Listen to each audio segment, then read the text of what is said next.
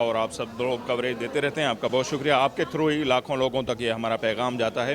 अच्छा, लाहौर में भी पाकिस्तान लिटरेचर फेस्टिवल बहुत ही शानदार रहा और मुल्क की तारीख का हम कह सकते हैं कि बड़ा फेस्टिवल हुआ, जिसमें सारे मुल्क को इकट्ठा किया अहमद शाह साहब ने। उसके बाद अब ये 3, 4 और 5 मार्च को arts council of Pakistan Karachi में सिंध लिटरेचर फेस्टिवल SLF होने जा रहा है, जिसमें भी ना सिर्फ सिंध से, सारे मुल्क से जो हैं वो डेलीगेट्स आ रहे हैं। इस्लामाबाद से, गिलगित बल्तिस्तान से और अपना बलूचिस्तान और KPK से ना, सहाफ़ी भी हैं, हमारे अदीब शायर भी हैं, जिसमें बलोची, बिरहावी, पंजाबी, पश्तो वो सब होंगे। और हमारा काम वही है जैसे हम बार बार कहते हैं कि यूनिटी पे बिलीव करते हैं। पाकिस्तान एक ऐसा खूबसूरत गुलदस्ता है जिसमें हम सब जब मिलते हैं, ये सारी कौमियतें मिलते हैं, तो वो खूबसूरत गुलदस्ता कंप्लीट होता है। तो उसको एक अच्छे से अच्छा करने की कोशिश करने जा रहे हैं हम, और 6 सालों से हम भी ये कुछ कर रहे हैं और इस पर समाज पर बहुत ही अच्छे असरात हो रहे हैं। जिस तरह का हमारा माहौल है उसमें इन लिटरेचर फेस्टिवल्स का बहुत बड़ा किरदार है, जहाँ पर बड़ी तादाद में लोग आते हैं, अपने पसंदीदा राइटर से, अदीब, शायर से मिलते हैं, सेल्फी निकलवाते हैं, म्यूज़िक सुनते हैं।